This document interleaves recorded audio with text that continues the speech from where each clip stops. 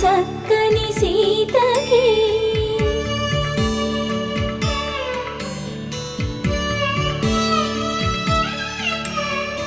ఎర్ర జాబిలి చేయి